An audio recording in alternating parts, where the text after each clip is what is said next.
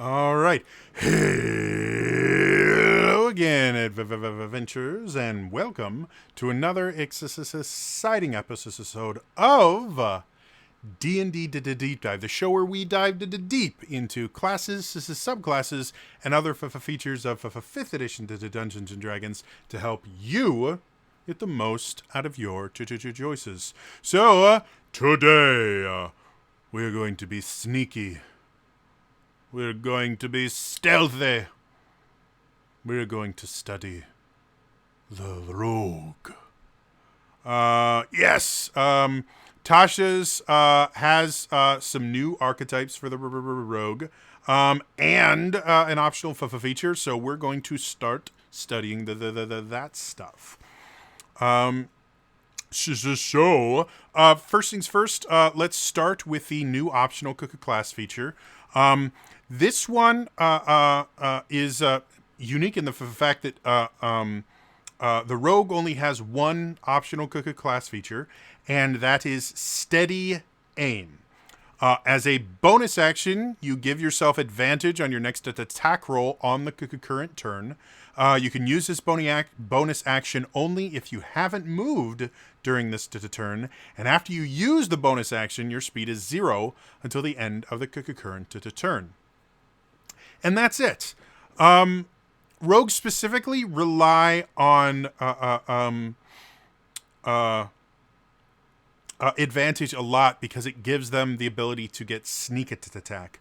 In addition to that, they rely on not getting the disadvantage. Because while there's a lot of different ways to get to sneak attack, if you're at disadvantage for whatever reason, you cannot get your sneak attack to damage, which is a defining feature of the rogue. So steady aim could be extremely useful to rogues, and I find it interesting. Trading your move for bonus or for advantage on your attack is interesting. I can see it being significantly more useful for shooty rogues as opposed to stabby rogues. But I'm not against this optional feature. I'm also not like super, wow, that's super amazing. Like, I think it's interesting.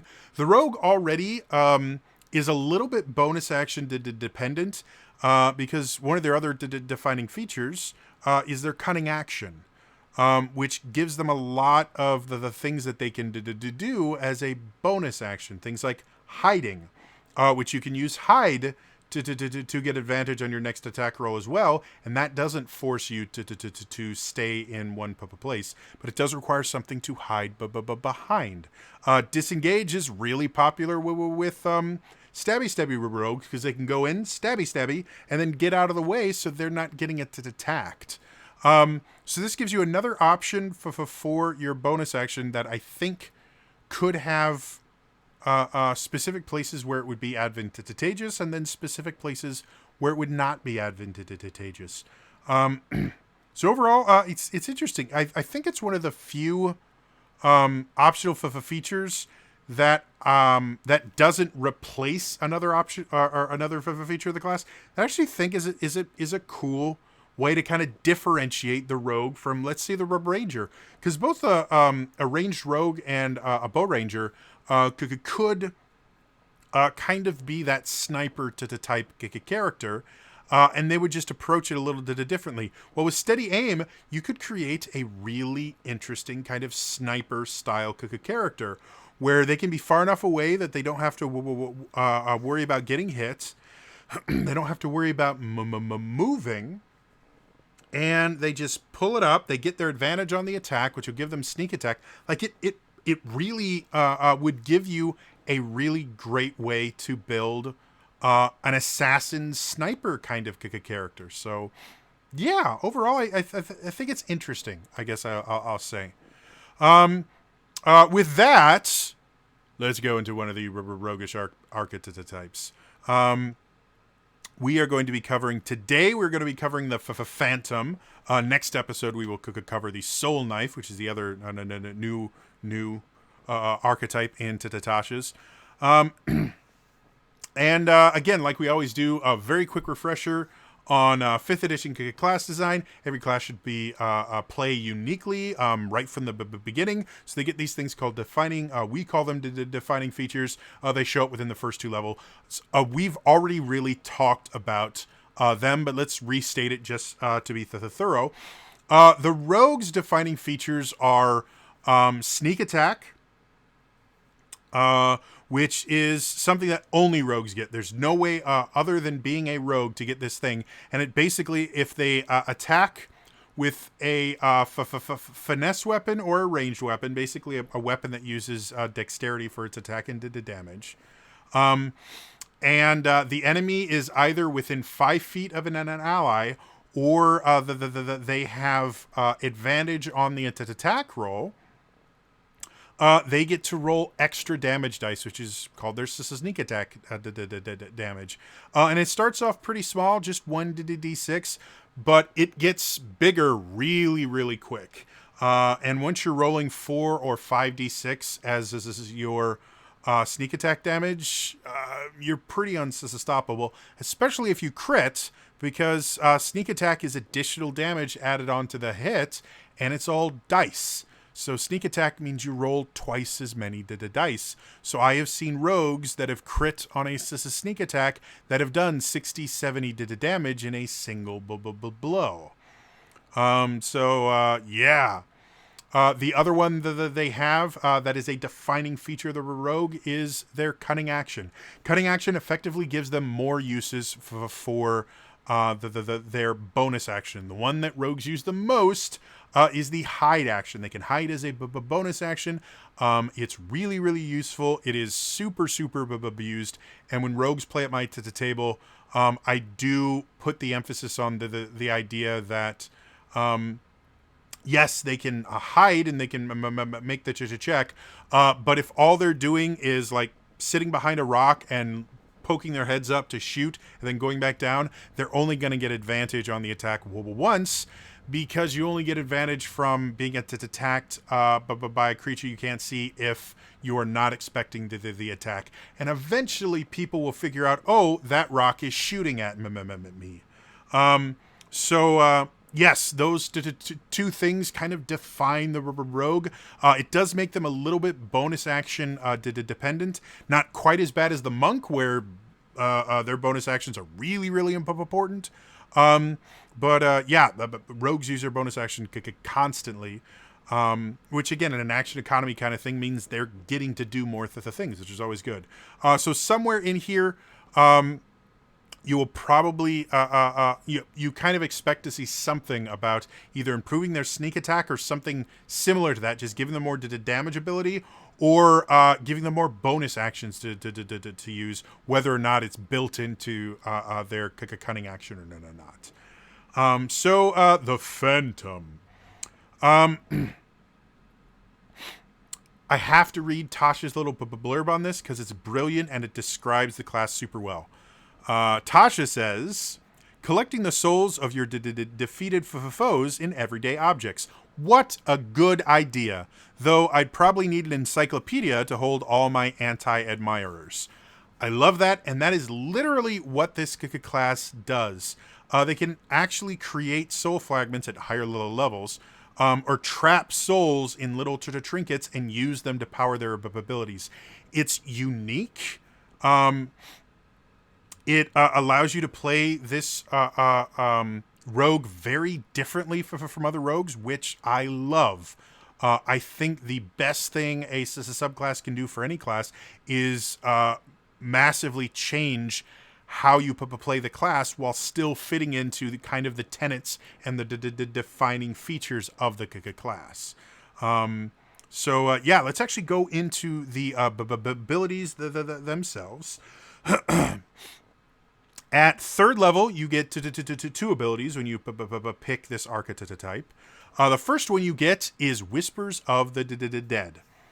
Whenever you finish a short or a long rest, you can choose one skill or tool proficiency that you lack and gain it as a ghostly presence shares its knowledge with you. You lose this proficiency when you use this feature to choose a different proficiency that you lack. Another kind of defining feature of the rogue, though it's shared with the bard, is expertise. It's the thing that makes rogues just that shy of being broken.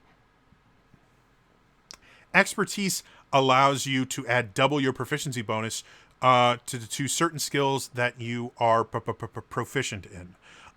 Now, this Whispers of the Dead would not be able to interact with expertise simply because it has to be something that you're proficient in when you get the expertise. And theoretically, because you could change this, you wouldn't be able to choose a skill that you got from Whispers of the Dead to be an expert in. But beyond that, like, this is just an extremely useful thing for those situations when you just don't have somebody on hand that's good at something. This effectively kind of almost gives you a hybrid bard ability where you can kind of fit in wherever you need to be.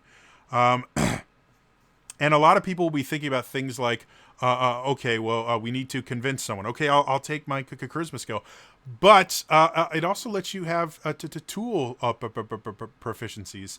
So that could be things like a forgery kit, or an alchemy kit. You know, things like that are tools that a lot of people don't think about. You could just have the ability to use and give yourself quite a bit of an advantage in a lot of different situations.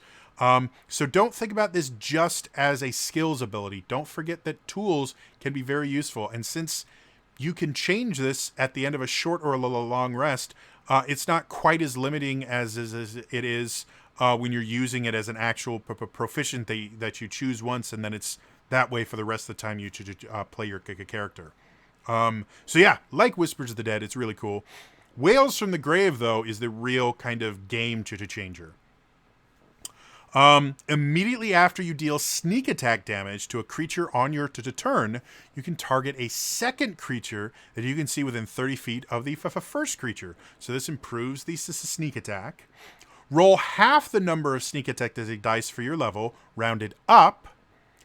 And the second creature takes necrotic damage equal to the rolls to the total as Wails of the Dead sound around them for a moment. And you can use this feature a number of times equal to your proficiency bonus. Get them all back when you finish a little long rest.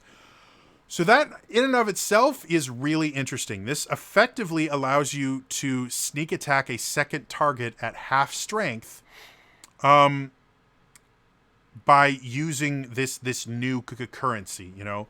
And you're limited by your proficiency bonus. But that really expands what a rogue can do. Rogues in general are single attack masters. They are really, really good at focusing on a single creature, killing it, and moving on to the next. This allows you to attack two creatures effectively simultaneously, which is really, really interesting. It adds a bunch of versatility. The other thing that's nice about this is it's within 30 feet of the first creature, not 30 feet of you. So with ranged rogues, which this class is really, really feeling like it doesn't really favor, but you could get a lot out of being a ranged rogue with this class. Again, that kind of sniper mentality. A phantom sniper could be really, really interesting. Not saying that you couldn't be a phantom stabby rogue. I just think they've written this almost purposefully so that a ranged rogue could really get a lot out of it, which I think is a good thing. I think a lot of people think of rogues as stabby exclusively. So yeah, really cool, really interesting. However, what you get next changes everything. At 9th level, you get what's called Tokens of the Departed. As a reaction, when a creature you can see dies within the 30 feet of you, you can open your free hand and cause a tiny trinket to appear there, a soul trinket. The DM determines the trinket's form or has you roll in the trinkets table in the player's handbook to generate it. You can have a maximum number of soul trinkets equal to your proficiency bonus, and you can't create one while at your maximum. You can use the soul trinkets in the following way. While a soul trinket is on your person, You have advantage on death saving throws and constitution saving throws for your vitalities and life, enhanced by the life essence within the object. That's cool. When you deal sneak attack damage on your turn, you can destroy one of your soul trinkets that's on your person, and then immediately use Wails from the grave without expending a use of that feature. That is game changing.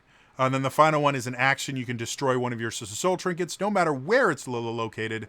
When you do so, you can ask the spirit associated with the trinket one question. The spirit appears to you and answers in a language it knew in life. It's under no obligation to be truthful. It answers as concisely as possible, eager to be free. The spirit knows only what it knew in life, as determined by the DM.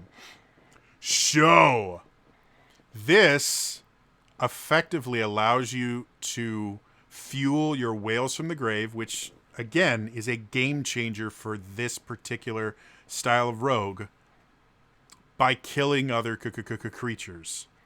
There's no limit to how many times you can use your reaction. Obviously, you're limited to one reaction per turn. There's no limit to how many times you can use your reaction to create a soul trinket, as long as you're not at your maximum. So, theoretically, you could kill a creature. You could hit a creature, activate Wails from the grave to hit another creature. The first creature could theoretically die. You could snatch up a soul trinket and then be back to your maximum soul trinkets, and still being able to use your Wails from the grave. Like, this makes that Wails from the grave an ability that you can use constantly. And the nice thing about the tokens of the departed, the creature just has to die within the 30 feet of you. So this is the one time when that ranged ranger is going to have to make a choice between being super far away and shooty the things, or being a little bit closer so it can take advantage of the tokens of the departed. Yeah, this one highly favors a stabby rogue, because getting further than the 30 feet away when you're using even just a short bow, super easy.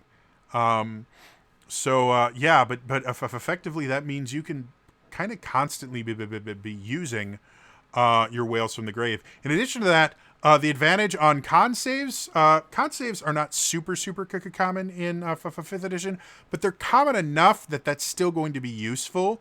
Most poisons use con saves. Most spells that do thunder damage will also use con saves. But advantage on death saves, that is super good, especially since you make the death saves at the start of your turn, not the end. So if you have advantage on it, and you roll a nat 20 because you have a twice as good a chance to roll in a nat 20, you get to spring up at the beginning of your turn and take your turn. So, yeah, that's super useful. The last one, where you can destroy a trinket and ask a question, I think I could see a lot of people thinking that just not useful at all. And again, I've said many times before, knowledge is power in D&D, especially for 5th edition, but it's always been useful in D&D. A random dog dying is not really going to be that useful for you. However, in order for you to use your Wails from the grave, you have to have a soul trinket on your person. However, your maximum number of soul trinkets doesn't go down if you just throw one away, or have one taken from you, or drop one, or anything like that. So that action right there can effectively be used to get rid of a soul trinket that you don't have on you, so that you can create a new one so you can use it immediately. So there is usefulness to that beyond being able to interrogate someone that may or may not say the right thing. So yeah, overall, Tokens of the Departed is super awesome. This is one thing, because of the Tokens of the Departed, this is one thing that I would really want to see actually played. because just from reading it, I think there is a possibility of it becoming a little bit broken, and rogues are already that smidgen close to being broken because of their expertise. So yeah, this is what I'd want us to see played. But to be honest, if it made it into Tasha's, I'm relatively certain it's balanced enough that it's not going to be a massive issue. So yeah, super cool. Again, it's going to massively change how you play your rogue, but you're still going to be leaning into sneak attacks, and you're still going to be using your cunning action on a fairly regular basis. So yeah. At 13th level, you get Ghost Walk. As a bonus action, you assume a spectral form. On this form, you have a flying speed of 10 feet. You can hover, and attack rolls have disadvantage against you. You can also move through creatures and objects as if they were difficult terrain, but you take a d10 of force damage if you end your turn inside a creature or object. And you stay in it for 10 minutes or until you end it as a bonus action. And to use the feature again, you must finish a long rest or destroy a soul trinket as part of the bonus action used to activate Ghost Walk. Disadvantage on all attack rolls against you is super, super useful. Rogues are not known for their super high armor class, but they are a dex-based class. They're going to have a decent armor class, especially if they're wearing like magic studded leather armor, where they can add their entire dexterity bonus to their armor class, in addition to having magical bonuses from their armor. So there's a good chance that they can get, without too much difficulty, to 17 or 18. With just studded leather, they're at 17 AC. With +1 studded leather, which is not difficult to get, they're at 18 armor class, which is effectively plate mail. Getting disadvantage on all attacks against you is really useful. The fact that you can, first of all, the fact that it lasts for 10 minutes means you're going to go into it once per combat, and then just stay in it. You're not going to have to worry about getting out of it. And then the ability to fly and float. Again, this is another thing where a shooty rogue would be super, super good with this, because they could just fly up, 20 feet above combat, so they're still within 30 feet of a lot of the creatures. But most creatures are not going to have the ability, at least melee ones, to hit something 20 feet above them. So yeah, super, super useful. It gives you another use for your tokens of the departed. It's a bonus action thing, so effectively this is going to be sharing your bonus actions with your cunning action. It's just a cool ability. And then at 17th level, the most powerful ability comes, which is a 17th level ability. It should be pretty powerful. It's called Death's Friend. When you use your Wails from the grave, you can deal the necrotic damage to both the first and the second creature.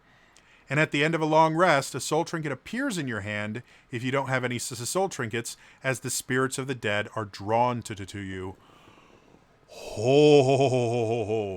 So, not only do you get to start every morning with a soul trinket, the best part of waking up is a soul trinket in your hand.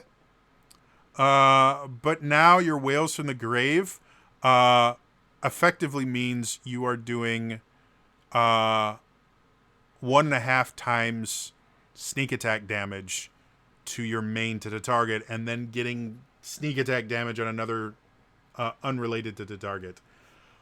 This is really, really powerful.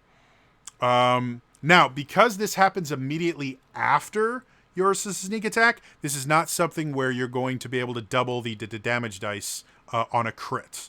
It's still going to be limited to whatever your half your sneak attack damage dice are rounded up. However, that's still a lot of damage for rogues that are already known for doing a lot of damage. This turns this into a really, really powerful class, that as long as you're getting soul to the trinkets, you are doing insane amounts of damage. Yeah. It does require a second creature that needs to be targeted. So if you're fighting, the only real limitation to this in general is going to be if you're fighting a single opponent, unless you're willing to hit your friends with it to get that little bit extra damage. That's the only time where that's not going to be useful. But as long as there's at least 2 creatures that you can attack with this, you're going to be doing a ton of damage. Like, this is a kind of an I am become death kind of moment. And I love it. I think it's amazing. So, for the final thoughts, the Phantom Rogue is super cool. From a lore perspective, a rogue that's really into the death is super cool. I like that idea. Whispers of the Dead can be really useful in a ton of different situations, but Wails from the Grave combined with Tokens of the Departed massively change how this class is played. It can do a lot as a shooty rogue. It'll be slightly easier with Tokens of the Departed to constantly have new tokens showing up. If you're a stabby rogue, but overall, it is a really interesting class. The Tokens of the Departed, I think, are super cool. The advantage on death saves is massively useful. The extra sneak attack damage from Wails from the Grave that you get from burning them is great. The questioning a dead spirit can be really useful, though it can also be completely useless. Ghost Walk is super useful. Again, it really benefits that shooty rogue we've talked about, though a stabby rogue is still going to get a lot out of the ability to walk through walls and have disadvantage on all attack rolls against them. So really great. And then Death's Friend just turns you into a damage powerhouse. This particular rogue will be able to go toe-to-toe with some wizards as far as damage output is concerned. But with Ghost Walk combined with everything else, the survivability of this rogue is going to be a lot higher than most wizards or sorcerers. So overall, I like the class. I think thematically it's really cool. It fits into the rogue idea really well. It helps your sneak attack. It helps your cunning action, kind of. It gives you more uses for your bonus action. Effectively, they probably could have just said you can use your cunning action to do a lot of these bonus action things instead of just saying you can use a bonus action to do it, simply because it's still using a bonus action. So yeah, love it. I think it's really cool. I'd love to see one played. Anyway, that is going to be all for this one. As always, if you enjoyed this video, please hit that like button. It really does mean a lot. It gets these videos seen by a lot more people, and I sincerely appreciate it. So please hit the like button. In addition, hit the subscribe button. Make sure all my videos go directly to your subscription inbox, and then also hit that bell notification to turn on notifications. Every so often, I release videos at weird times because my mental health is not nice to me. And so sometimes I release things at 2 o'clock in the morning. It happens. As long as notifications are turned on, you'll get a little notification whenever I release something. You never have to worry about missing anything I put out. In the comments below, how cool is this rogue? Like, seriously, if you take one of the Bladesinger cantrips, by the time you get to 17th level, you are doing so much damage with this. Like, just crazy good. And all it'll cost you is a magic initiate feat. Like, yeah, it's super awesome. I love it. So yeah, in the comments below, do you think this is cool? And if not, why are you wrong? Anyway, that's all for me today, and I will see you guys in the next time. All right, bye bye.